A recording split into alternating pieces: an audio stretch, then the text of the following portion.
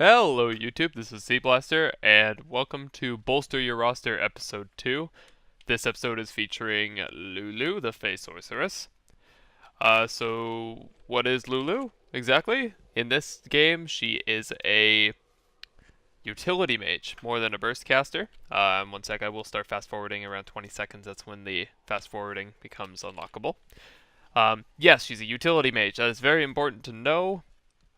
Because she's not really there to burst out an enemy champion unless she gets quite far ahead. She's more there to protect carries and whatnot. So we catch Twisted Fate here, we get a stun, we get a kill. Very easy, very easy. So the reason why I like playing her mid is because she has 3 abilities that scale off of AP, one being a shield and one being a heal, and that's her ultimate.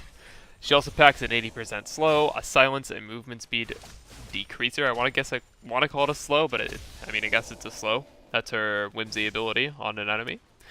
She also brings a movement speed increase and ability power bonus, which you typically use on yourself.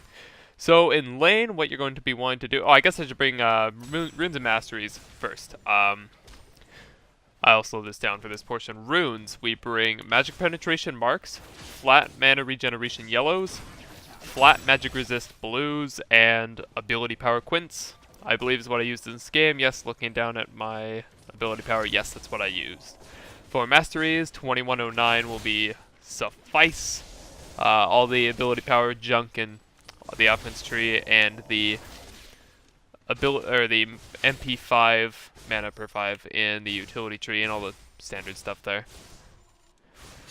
So the reason why she's so strong is she's got a ton of defensive capabilities. So basically, being Dovin is very easy. Like here you see me plot my shield, take some damage, and push Trundle out with like 15% health, while I took about 5% because I was a little bit low already.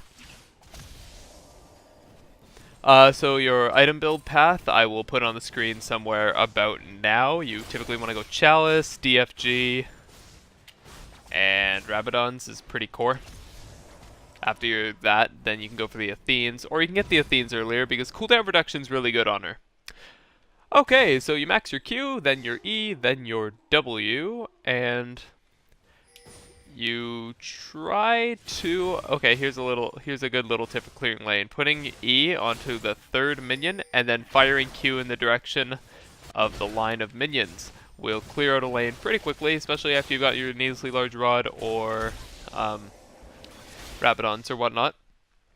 Going for that earlier Rabadons, like even right after Athenes, you can... I recommend getting the what's it called? Getting the Cage's Lucky Pick and then going for Rabadons. Or if you feel like you want the extra burst, you can even go for the DFG before you get Rabadons.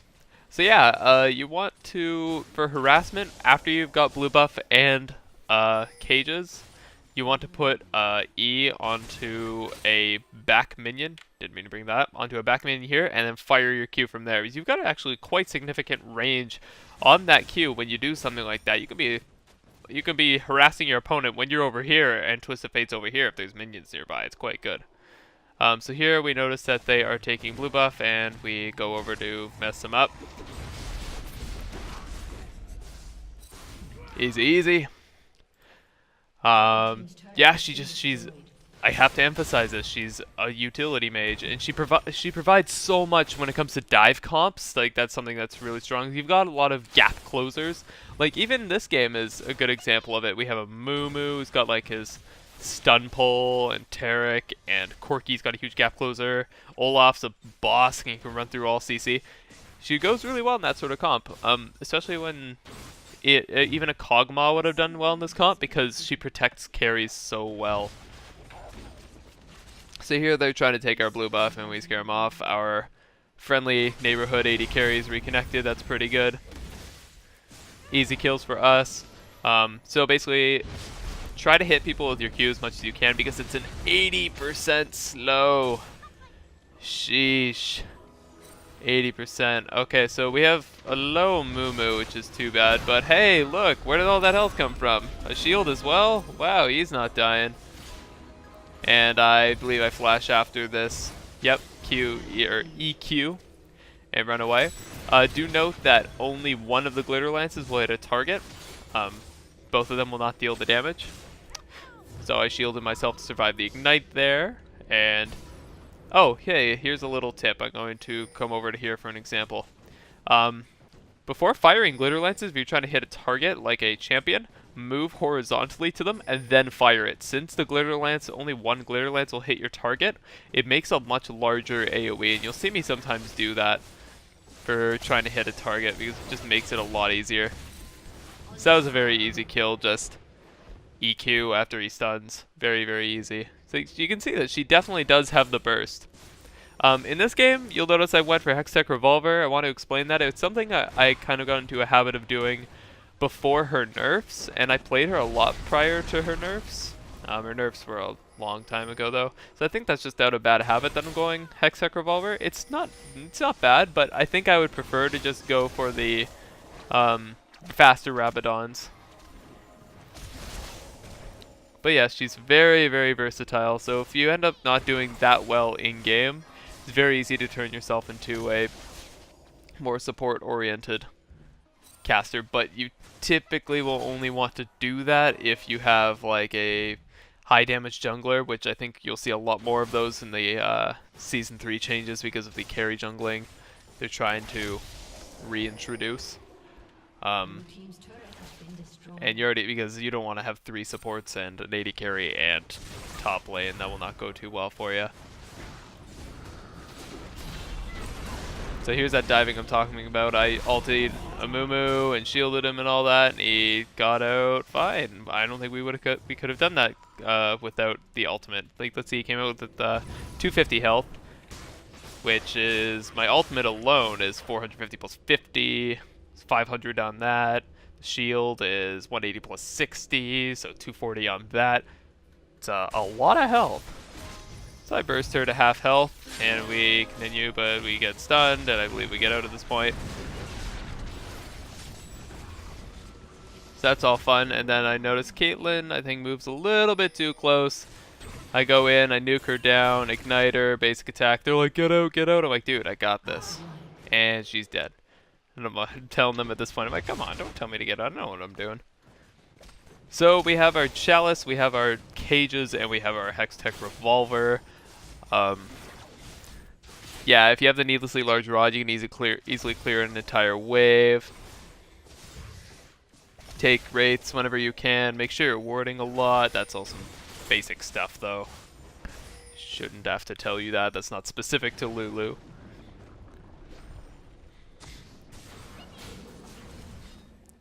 So just your E and Q can do a quarter of someone like Jax's health that should have scaling magic resist on his blues. I'm not entirely sure if he does, though. One thing I really like to play Lulu for one specific reason is that she's great at roaming. Easy kills there. Because she gets so much movement speed from her W. Just casting it on yourself and going around other lanes. It lasts, what, I believe it's 5 seconds or so? Yeah. Increases target ally gains 35% movement speed and 20 ability power for 5 seconds. 5 seconds! You know how long that is? That doesn't sound that long, but jeez, is that long. So, he was about to get ultied by Caitlyn, or Amumu that is, and I ultied him to keep him alive. I'm fairly certain he would have survived anyways, but here we burst down their Twisted Fate a little bit and we get out.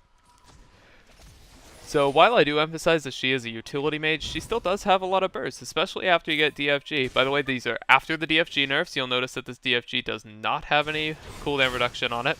So that's as well why we get Chalice. Not for the mana. Well, we do get it as well for mana because she does go fairly fast in a mid lane position. But the cooldown reduction is incredibly important. Oh my god, is she ever hard to gank? Lulu, that is. If she gets ganked, she's got so much survivability. It's so easy to survive ganks. A good Lulu shouldn't actually ever die unless it's like a 3-man plus gank. So I shield our Olaf to keep him alive. Tarek steps a little bit out of line and dies. I believe we back off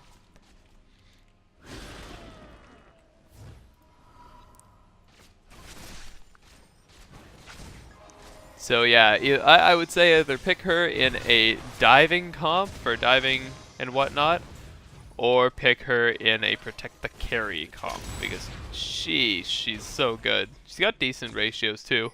They nerfed her ratio, they nerfed the ratio on her Q a little bit. That was months ago though, back when lots of players were playing her AP mid. They were like, yo, whoa, she's basically like LeBlanc on steroids with a ton of utility. So I die here because Jack's OP, completely overpowered. Please, Riot, can you please nerf him? He's so broken. I'm kidding, of course. I don't know, maybe I could have played that better and survived. So yeah, Rabadon's Death Cap.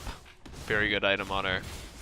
You can also go Rylai's, which I think is hilarious on her because she has an E which is completely single target, so it'll use the entire 35% slow. But I would get that probably after your Athene's. Okay, wait, let's go back there because I want to show you that she definitely does have some burst. So we have Caitlyn here, I DFG, E, and Q to do 80% of her health, and do I follow up on it? No, I do not. Quite a bit of burst. I take their Wraith. Come over to the fight. Oh, I remember what happens here. Okay, I pop my E on Trundle here, and then Q over to Caitlyn to kill her. I thought that was pretty good. And I think Ignite and basic attacks give me the kill on Trundle. And combo out on their Jax as well to get that kill. And I'm like, oh, yo, I got a triple kill. I'm going for the Quadra. And I go for Flash and all that, and I die. But got the unofficial Quadra. Not the official Quadra, but that's okay. I think that's pretty much the end of that game. So that is mid lane Lulu. Remember that she's a utility mage. Gank often because she's incredible at it. The amount of slows and movement speed increases, shields, her ultimate heal, and whatnot is amazing. Try her out. I think she's a lot of fun. I've had a lot of fun playing her mid, and I'll do it normally in normal games and whatnot. I'm yet to try her in ranked because whenever I ask if I can play Lulu mid, people go, no, try hard. You gotta play your best champs and whatnot. I'm like, oh, okay. That's not a bad thing. I hit 1900 today. 1900 elo. So yeah. Thank you for watching. Let me know how I can improve in the comments below, because I'm new at this thing. If you liked it, like the video, subscribe if you wish. If you didn't like it, you don't have to do either of those things. Dislike the video and let me know how I can improve. I think that's all I have to say about that.